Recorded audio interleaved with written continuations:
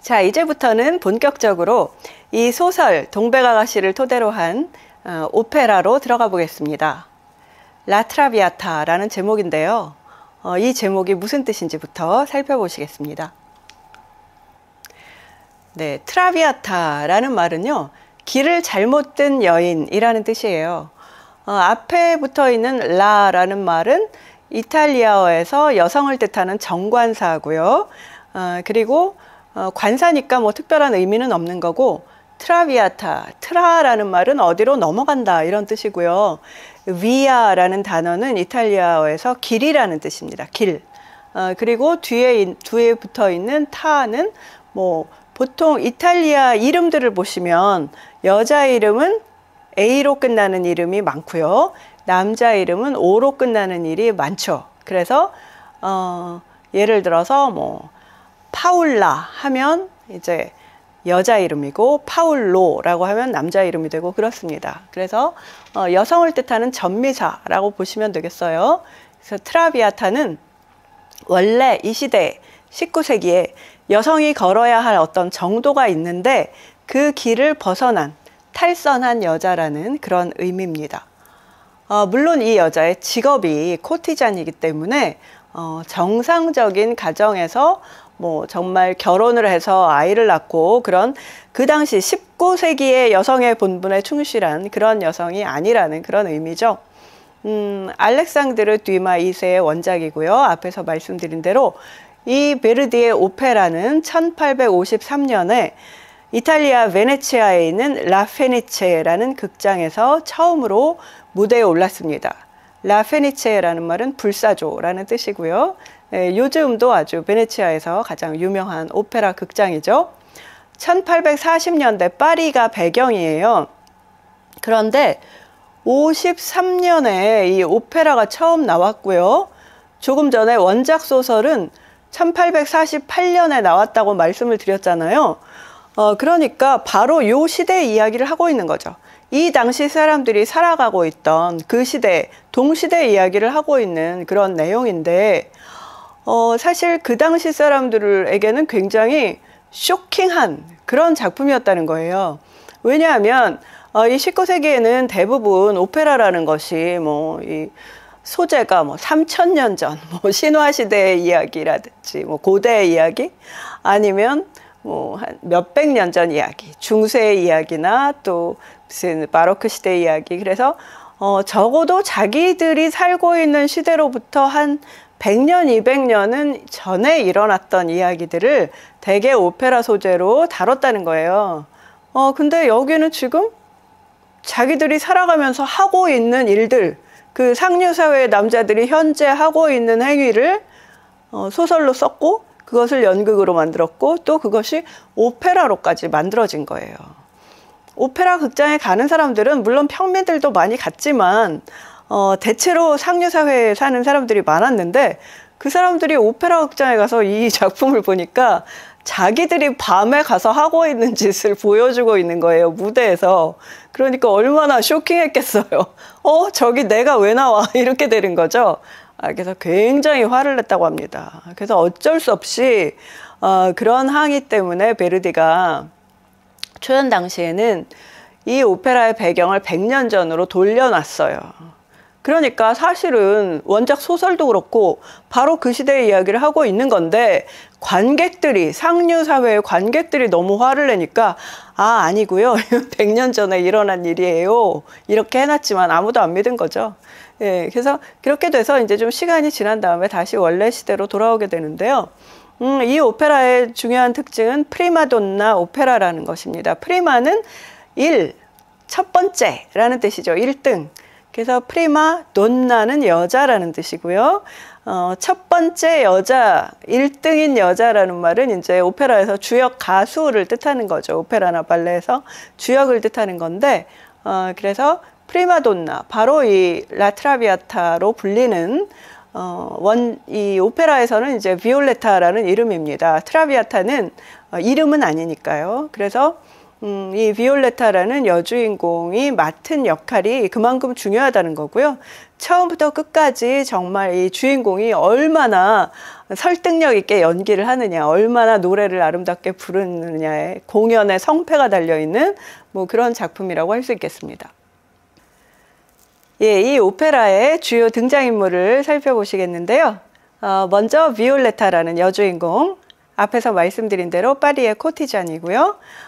그리고 알프레도라는 테너 주인공이 등장합니다. 프로방스 출신의 청년. 아까 원작 소설에서는 아르망 뉘발이라는 이름으로 나왔었죠. 오페라에서는 이렇게 이탈리아 이름으로 바뀌었어요. 알프레도라는. 그리고 제르몽, 알프레도의 아버지입니다. 그러니까 알프레도도 성은 제르몽이죠. 이 아버지의 이름은 조르조 제르몽인데요. 그냥 보통 이제 인물을 소개할 때는 제르몽이라는 성으로 이 아버지를 소개합니다. 알프레도의 아버지면서 프로방스 지역의 세무서장이에요. 상인들의 대표고요. 바로 그 유명한 축배의 노래가 나오는 장면의 공연 사진인데요. 이렇게 보시면 아까 알프레도가 오페라 극장에서 만난 이 비올레타라는 여주인공, 비올레타를 정말 흠모해서 깊이 사랑에 빠져서 이 여자의 주변을 맴돌다가 마침내 이 여자가 여는 파티에 친구의 연줄로 오게 됐다고 말씀을 드렸는데요. 그렇게 해서 여기 와서 이 여자한테, 집 주인이죠. 비올레타한테 인사를 하면서 주위 사람들이 이 파티에 초대받아서 온 모든 사람들은 서로 잘 아는 사이예요, 대부분.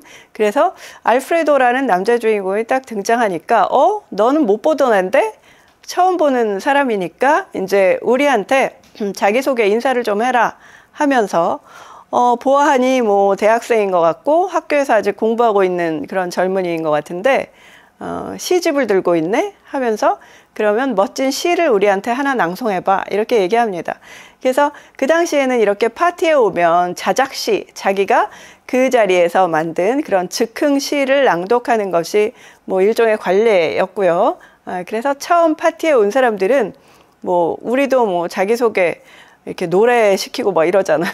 그런 거 하는 것처럼 시를 읊어했습니다. 그래서 여기서 이제 그 시를 읊는 장면이에요. 그래서 이제 이렇게 처음 온 손님이 시를 읊으면 거기에 또 이 손님들을 초대한 여주인이 답가를 낭송을 합니다. 그래서 또 자기가 한마디 또 하는 거예요. 이 여주인이. 그런 식으로 이루어져 있는 것이 이 유명한 축배의 노래라는 이중창입니다. 그래서 남자가 먼저 이제 이 시를 읊으면서 시작을 하면 거기에 그 여주인인 답가를 하는 그런 형식으로 되어 있죠.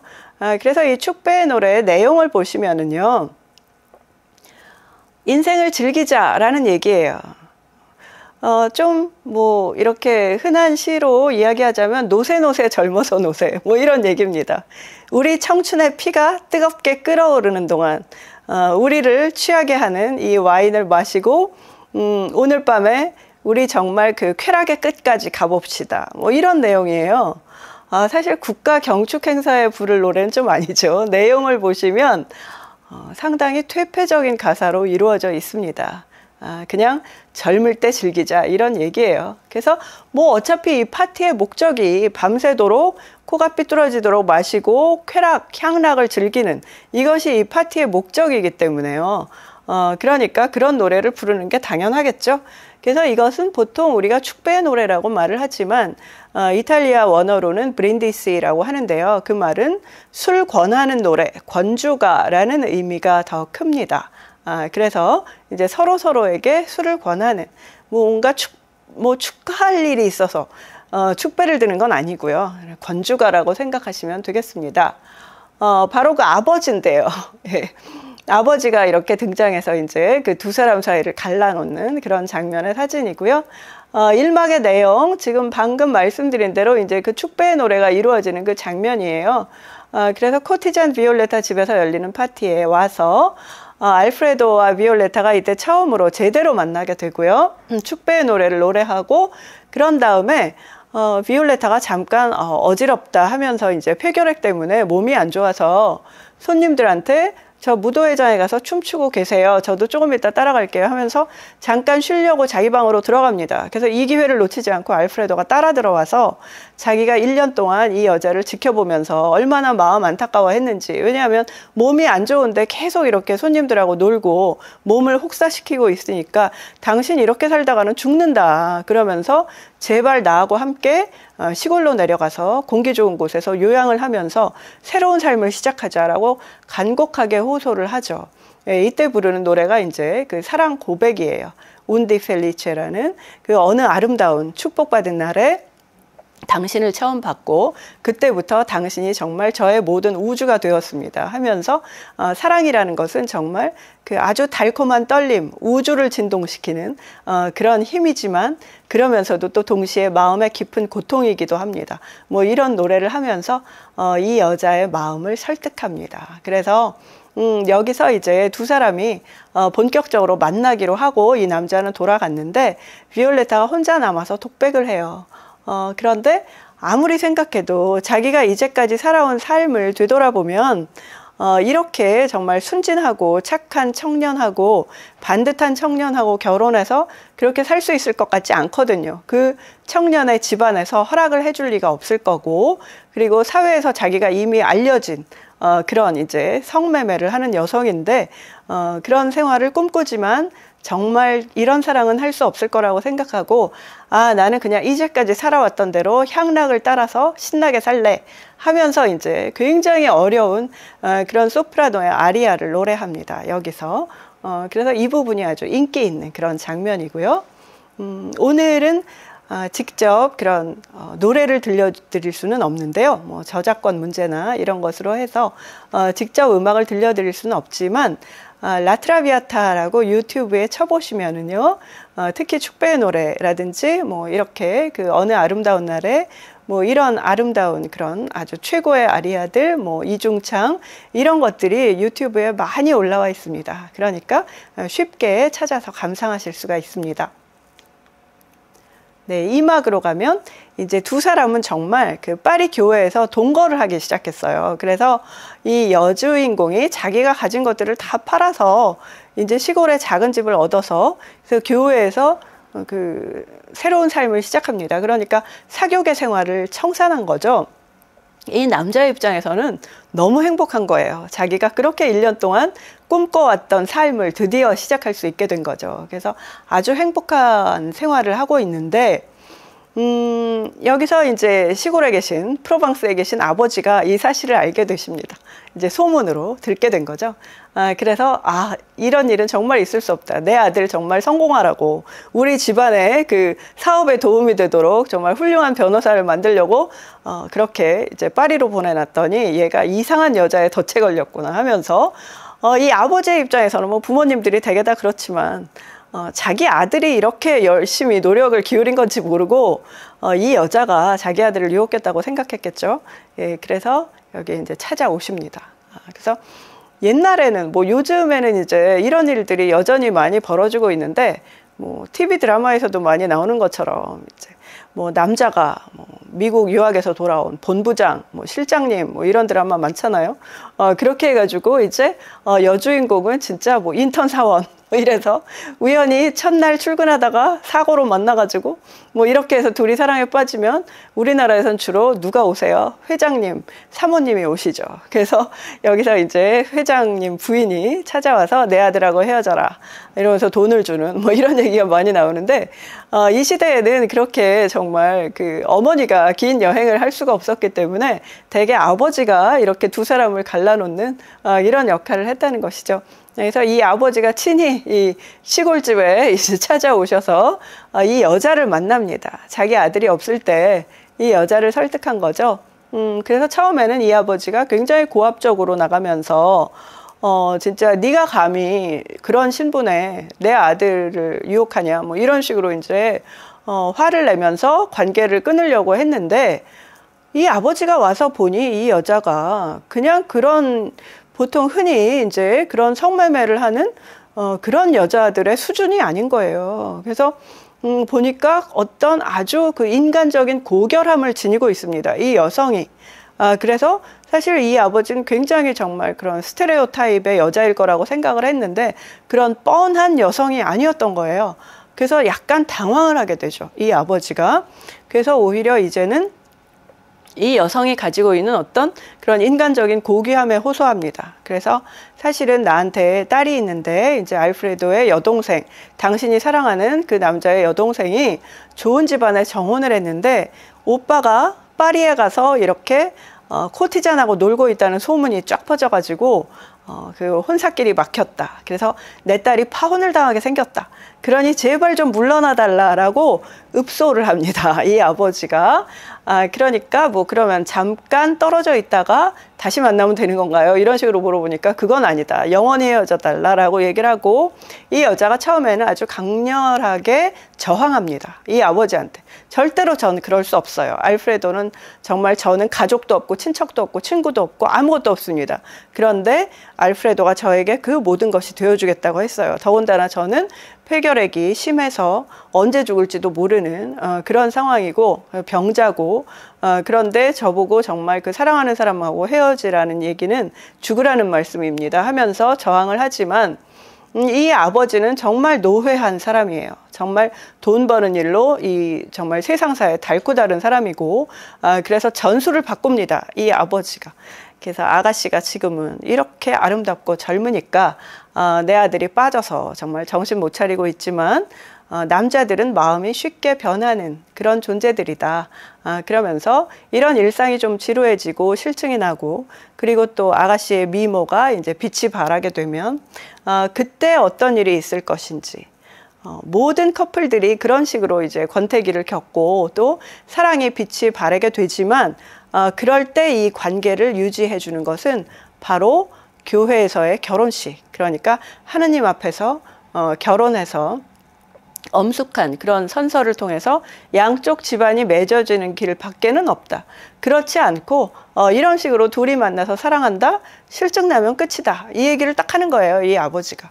그러니까 바로 그 순간에 이제는 더 이상 버틸 수가 없구나, 바로 내가 걱정하던 그 사실을 이 아버지가 얘기하는구나 하면서 이제 거기서 딱 포기를 합니다, 비올레타가. 그래서 알겠습니다, 정말 그 따님을 위해서, 사랑하시는 따님을 위해서 제가 포기하고 떠납니다 라고 얘기를 하죠. 그리고 나서 비올레타가 알프레도한테 편지를 남기고 이제 이 집을 떠나는데요, 다시 사교계로 돌아가는 거예요. 왜냐하면 자기는 정말 밑바닥 인생이기 때문에 이 사교계에서 남자들에게 후원을 받지 않으면 다른 방식으로는 살아갈 수가 없거든요. 무슨 다른 직업을 가질 수도 없고, 그래서 이렇게 사교계로 돌아간다고 얘기를 이제 통보를 하는 거죠, 알프레도한테 편지로. 그런데 이때 굉장히 극심한 감정의 고통을 겪게 됩니다. 그러면서 알프레도가 이제 이 아버지가 떠나시고 알프레도가 다시 돌아왔을 때 알프레도한테 진실은 이야기를 차마 못하고, 진실을 얘기하면 이 아들이 아버지한테 난리를 칠 거 아니에요. 그래서 그렇게는 못하고 이제 그 진실은 숨긴 채로 떠난다는 얘기는 안 하고, 언제나 나는 어디에 있든지 당신 곁에 있을 거다, 뭐 이런 그 애매모호한 얘기를 하면서 알프레도, 나를 사랑해 주세요, 내가 당신을 사랑하는 만큼, 이렇게 절절한 이야기를 하고 그리고 이제 떠납니다. 그래서 알프레도는 왜 그러지 하면서 이제 이 여자의 눈물을 보고 좀 놀라게 되는데요, 이제 나중에 여자가 떠나고 나서 그 어떤 그 전령이 전가를 가지고 오는데 그걸 보니까 바로 이 여자가 이제 사교계로 돌아간다는 내용이었죠. 그래서 완전히 분노합니다. 어떻게 이럴 수가 있냐, 우리가 그렇게 정말 진실로 깊이 사랑하고 있다고 생각했는데 나를 배신하고 사교계로 돌아가다니 해서 이 여자가 가는 그 파리의 파티, 다른 코티잔이 여는 그 파티장으로 쫓아갑니다, 이 알프레도가. 여기서 이 제르몽이라는 이 아버지는 그 아들을 설득하기 위해서 아주 절절한 노래를 불러요. 그 프로벤자 내 고향으로라는 제목으로 유명한 곡인데요, 프로방스의 그 하늘과 바다와 대지 그 모든 아름다움으로 다시 돌아가자. 네가 이 파리라는 삭막한 곳에 있다 보니까 정신이 좀 이상해진 것 같은데 다시 고향으로 돌아가서 그 따뜻한 햇살과 자연과 함께 과거에 우리의 행복했던 가족의 삶을 회복하자꾸나 라고 간절한 노래를 아버지가 부릅니다. 그렇지만 아들은 이미 자기 사랑하는 사람 떠났기 때문에 제정신이 아니에요. 그래서 듣는 둥 마는 둥 하고 관객만 이 노래에 감동하고 아들은 그냥 화를 내면서 파리로 떠나게 되죠. 그래서 그 아버지도 이제 아들을 잡으려고 쫓아갑니다. 그래서 여기서 코티즈 아닌 플로라의 집에서 파티가 열리고 집시들의 춤, 또 투우새들의 춤, 합창 뭐 이런 것이 등장해요. 여기서. 그런데 이것이 뭐 실제로 지나가던 집시들이 들른 거라고 생각할 수도 있지만 대체로 이 부분은 집시나 투우새들은 이 파티에 온 손님들의 역할 게임입니다. 그러니까 롤플레잉 게임이라고 하죠. 그래서 파티를 더 자극적으로 만들어서 즐기기 위해서 자기들이 마치 집시나 투우사가 된 것처럼 뭐 이렇게 연기를 하는 경우가 대부분이에요. 그래서 여기 투우사의 그 노래에 보시면 뭐 그런 대목이 나오는데 뭐 안달루시아의 그 집시 여인이 아주 멋진 투우사를 만나게 됐고 그 투우사가 이 여자한테 반해서 이제 막 사랑을 고백하니까 이 여자가 하는 말이 당신이 투우장에 가서 하루에 5마리의 황소를 쓰러뜨리고 오면 내가 당신의 애인이 돼주겠다라고 얘기했어요. 뭐 사실 불가능한 일인데 현실적으로 이 얘기를 듣고 남자가 완전히 용기 백배해서 투우장에 가서 5마리 소를 죽이고 왔다는 거예요. 그래서 이제 이 여자하고 사귀게 됐다, 애인이 됐다 하면서 이렇게 용기 있는 남자만이 미인을 얻는 법이다. 뭐 이렇게 이제 남자들이 노래하고 뭐 이런 장면이 나옵니다. 그래서 아주 화려하게, 그러니까 이 파티의 손님들이 자기의 자기의 그런 넘치는 남성성을 이곳에 파티에 온 여자들에게 과시하기 위한 그런 노래예요. 그런 장면들이 나오고 이제 비올레타가 두폴 람작이라는 자기를 좋아하는 새로운 후원자와 함께 나타납니다. 이 파티에. 그래서 알프레도도 여기에 도착하고 알프레도는 지금 막 머리에서 김이 날 정도로 화가 나 있죠. 그래서 두폴 람작한테 도박으로 대결을 하자. 그래서 도박을 하면서 두폴 람작의 돈을 다 따버렸어요. 알프레도가. 그래서 서로 뭐 신경전이 엄청 팽팽한데 두폴 람작도 알프레도가 이제 전에 비올레타하고 동거했다는 사실을 알고 있기 때문에 이 남자를 굉장히 경계하는 거죠. 그런 상황에서 뭐 도박 게임이 이루어지고 그래서 여기서 딴 돈을 알프레도가 그 손님들을 다 불러 모아가지고요. 비올레타의 앞에 던지면서 원래 이제 메르디는 비올레타의 발치에 돈을 던진다라고 그 지문을 썼는데 요즘 연출할 때는 완전히 얼굴에다 확 뿌려버립니다. 그렇게 하고 그렇게 해서 비올레타를 완전히 모욕을 하고 비올레타가 이 사건으로 해서 정말 더 이상 사교계에서 발을 붙일 수 없게 돼버립니다. 그리고 알프레도도 이 사교계에서 완전히 퇴출이 되는 거죠. 이런 짓을 했으니까. 그래서 이때 제르몽 아버지가 갑자기 등장해서 알프레도, 넌 내 아들의 모습이 아니다 하면서 정말 네가 어떻게 이런 천박한 짓을 할 수가 있느냐 하면서 이제 화를 내고, 아버지는 사실 혹시라도 비올레타가 자기 아들한테 진실을 얘기할까봐, 아버지와의 딜을 이야기할까봐 그래서 여기에 쫓아온 거죠. 그래서 자기 아들을 데리고 가버립니다. 나중에 두폴 람작하고 알프레도는 결투를 해요. 그래서 알프레도가 두폴 람작한테 상처를 입히게 됐고, 뭐 그런 계기로 해서 이제 사교계의 소문이 잠잠해질 때까지 이 아버지는 아들을 외국으로 보내버립니다. 차라리 이렇게 해서 이제 비올레타를 다시는 만나지 못하게 할 그런 생각이었죠. 그래서 이 집안의 혼사는 딸의 결혼식은 무사히 진행이 되고, 그런 구체적인 얘기는 오페라에는 나오지 않지만 우리는 이제 그런 것을 짐작할 수가 있는 것이죠. 그래서 마지막 장면에 가게 되면은요, 산막은 파리의 낡은 아파트고 이제 모든 사람들이 비올레타의 곁을 떠났고 하녀 하나만 끝까지 충실하게 남아 있는데요. 여기서 이제 정말 폐결핵이 너무 심해져서 매일매일 각혈을 하고 막 침대 주변이 붉은 피로 물들어 있고, 그래서 죽을 날만 기다리고 있는 그런 상황이고, 돈도 하나도 없어요. 이제 더 이상 코티잔으로 일을 할 수가 없으니까요. 후원자가 없어서. 그래서 여기서 이제 밖에서는 그 사육제, 카니발로 뭐 사람들이 굉장히 흥청망청 노래하면서 즐기고 아주 소란스러운데, 안에서는 비올레타가 대조적으로 조용히 죽어가고 있었던 거죠. 그때 마침 드디어 이제 알프레도가 그 집안의 모든 일들이 해결되고 아버지가 너무 미안했던지 그 아들한테 이야기를 해줬습니다. 사실은 그때 내가 네가 같이 살던 여자한테 가서 동거하던 여자한테 가서 이렇게 해서 그 여자가 떠난 거다 이런 얘기를 해줬고 알프레도가 외국에 있다가 이제 돌아와요. 그래서 여기서 파리지 오까라 다시 파리를 떠나서 우리 정말 옛날에 교회에서 살았던 것처럼 그렇게 자연 속에서 행복한 삶을 다시 시작하면 당신도 건강을 회복할 수 있을 거예요 하면서 알프레도가 정말 너무 쇠약해지고 수척해진 그런 비올레타의 모습을 보고 양심의 가책을 느끼면서 너무 미안하다고 사과를 합니다. 그리고 아버지까지 또 여기 쫓아와서 이제는 당신을 내 딸로 받아들이겠습니다. 하지만 이미 때가 너무 늦은 거죠. 그래서 비올레타는 바로 이 사람들 앞에서 숨을 거두게 돼요. 그래서 마지막 유언으로 남기는 말은 알프레도한테 자기 초상화를 주면서 정말 아주 착하고 따뜻한 좋은 처녀를 만나서 결혼하세요 라고 얘기하면서 그 처녀한테 이 초상화의 여인이 하늘나라에서 두 사람을 위해서 기도하고 있다고 전해주세요 라고 얘기합니다. 어떤 남자가 자기가 결혼할 여자한테 자기가 전에 사귀던 여자의 초상화를 보여주겠어요. 그렇게 안 하겠지만 이런 이야기를 한 이유는 정말 너무 외로웠고 진짜 자기의 삶에 주변에 따뜻한 사랑을 주는 사람이 아무도 없었고 알프레도가 그런 유일한 존재였기 때문에 잊혀지는 것이 두려웠던 거죠. 죽음보다 잊혀지는 것이 더 두려웠던 그런 이제 코티잔이었던 거죠. 그래서 트라비아타라는 말은 이 산막에서 이 비올레타가 혼자서 독백으로 아리아를 노래할 때 그때 나옵니다. 주변 사람들이 이 여자를 보고 트라비아타라고 부르지 않아요. 아무도. 이건 자기 스스로 트라비아타, 나는 트라비아타였다. 트라비아타의 삶을 살았다. 길을 벗어난, 정도를 벗어난 삶을 살았다. 라는 이야기를 하는 것이죠.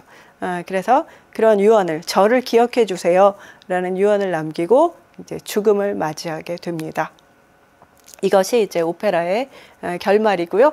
음악적으로는 베르디가 과거의 이탈리아 오페라의 그런 어떤 형식을 극복하려는 시도를 많이 해서 아주 긴 이중창을 특히 2막에 보통은 이제 아리아나 중창 합창들이 계속 연결이 되는 것이 일반적인 구조인데 오페라에서요.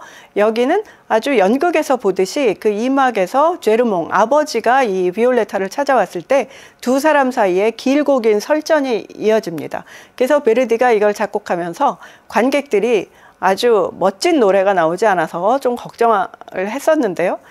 그런데 오히려 관객들이 굉장히 몰입도가 높은 장면이라고 좋아했다고 합니다. 그래서 이 이후로는 베르디 이후에 또 많은 작곡가들이 이런 긴 이중창 장면을 넣을 수 있게 됐고요. 또 이때는 베르디의 정말 전성시대였기 때문에요. 베르디가 그 전기에 젊은 시절에 정말 실험적인 작품들을 거쳐서 이때에 오면 팬 서비스를 해야 되겠다는 생각에 아주 흥겹고 유쾌한 그런 왈츠풍의 삼박자 춤곡 이런 것을 파티 장면에 많이 사용을 했고요. 그래서 관객들을 즐겁게 해줬고 그러면서도 아주 상당히 현대적인 그런 모티프들을 반복해서 사용하는 일종의 나중에 나오는 와그너의 라이트 모티프 비슷한 그런 기법도 사용하고 음악적으로 아주 깊이 있는 현대적인 특성을 가진 그런 음악이 되었습니다. 주제 선율을 암시적으로 썼던 거죠. 네, 이 오페라의 중요한 특징이라고 할 수 있는 것이요. 비올레타라는 여주인공을 원작에 비해서, 원작 소설에 비해서 정말 순수한 사랑의 화신으로 만들었다는 것인데요. 음악을 통해서 베르디는 그런 작업에 아주 신경을 썼고요. 그런 변화를 준 그런 이유가 있습니다.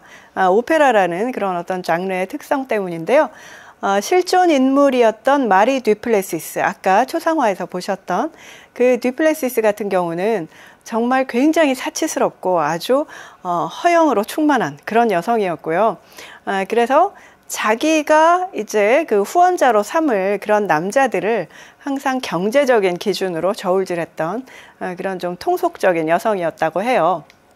그런데 바로 이 듀마 피스, 바로 그 아들 듀마가 썼던 그 알렉상드르 듀마 2세가 썼던 그 소설에서는 자기가 사랑했던 여성이잖아요. 그래서 그런 점들을 많이 좀 지웠습니다. 그러니까 실제로 연애를 했을 때는 이 여자가 그런 통속적인 면, 정말 남자의 돈으로 남자를 평가하는 뭐 그런 면을 많이 보였던 사람인데, 그런 면들은 좀 많이 지워버렸고요. 그래서 마르그리트 고띠에라는 이름으로 아주 사랑을 위해서 자신의 재산이나 향락을 포기하는 그런 맑고 헌신적인 그런 면모를 지닌 여성으로 그렇게 아주 새롭게 형상화했다는 것이고요. 오페라에 와서 이제 그 베르디 같은 경우는 그 연극을 보고 너무 감동을 받았고, 실제로 베르디는 아주 젊은 시절에 20대에 상처를 했어요. 결혼을 했는데 아내와 자식들을 전부 정말 몇 년 사이에 다 잃어버리게 되고, 그래서 굉장히 아주 우울하게 불행한 삶을 살다가 그 소프라노 가수인 그 스트레포니라는 여성을 만나서 새로운 사랑을 시작하게 됐고, 그렇지만 그 장인에 대한 미안함 때문에 재혼을 빨리 하지는 못했고요. 그래서 자기 스스로도 그런 동거 생활을 하고 있었던 거예요. 그러니까 이것이 전혀 불륜은 아니고 상처를 한 이후에 이제 새로운 사랑을 시작한 거였지만, 그럼에도 불구하고 죽은 자기의 아내나 또 장인에게 미안한 마음에 정식 결혼을 못하고 있었는데, 그런 것 때문에 사실 동병상련이라고 할까요? 그러니까 이 원작을 보고 또 베르디가 이 연극을 봤을 때 더 아주 감동적으로 그런 사실들이 다가왔다는 거예요. 세상 사람들이 정식으로 교회에서 혼인을 하지 않은 그런 사람들을 손가락질하고 그런 사람들에게 돌을 던지고 하는 것이 그 자기와 그 자기의 연인에게서도 일어나는 그런 일이었기 때문에, 그러니까 주위 사람들이 굉장히 베르디하고 그 연인을 욕을 많이 했고 비난을 많이 했기 때문에 그런 상처가 있어서 사실 이 소설에서 마르그리트한테 약간 남아있었던 그런 통속성까지도 오페라에서는 완전히 없애버리고 아주 지고지순한 그런 여성으로 이 비올레타 발레리라는 코티잔을 그렇게 형상화했다는 것이고요. 또 다른 이유는 오페라는 무대 예술이고 공연 예술이고 무엇보다도 이제 성악, 노래가 아주 중요한 그런 예술이죠. 그런데 소설에서는 주인공이 정말 뭐 악한 면을 가지고 있거나 통속적인 면을 가지고 있어도 그걸 그냥 독자가 이 사람이 이제 이런 뭐 다면적인 그런 특성들을 가지고 있구나 이러고 넘어갈 수 있는데, 이것이 이제 공연 예술이 되고 특히 오페라가 될 경우에는 이 주인공, 여주인공이 부르는 노래에 관객이 공감을 해야 돼요. 그런데 이 여주인공이 너무 정말 생각이 천박하거나 아니면 나쁜 짓을 많이 하는 그런 악행을 많이 저지르는 여자라거나 이러면 사실 아무리 아름답게 노래를 해도 그 노래에 공감하기가 어렵거든요, 관객들이. 그래서 그런 이유로 해서 오페라에서는 주인공을 조금 더 순화시키거나 원래의 주인공보다 더 매력적으로 만드는 경향이 있습니다.